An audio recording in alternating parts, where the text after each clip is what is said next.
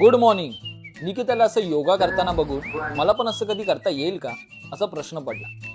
नाश्त्यामध्ये आज चीज ऑमलेट खाल्लं. खूप दिवसापासून आरसा लावायचा होता, फायनली आज सेट केला. खूपच हँडसम दिसतो यार मी. आता आम्ही स्मार्ट बाजारमध्ये चाललो आहोत, पण जोरात पाऊस चालू झाला. छत्री नसल्यामुळे निकिताने पिशवीला छत्री बनवलं. पावसामुळे वातावरण एकदम झकास वाटतंय. फायनली स्मार्ट बाजारमध्ये पोहोचलो. हवं ते सगळं सामान घेतलं आणि कुणाल वडापाव सेंटरला पोहोचलो. बऱ्याच दिवसांनी वडापाव खाल्ला. खूपच टेस्टी वडापाव होता.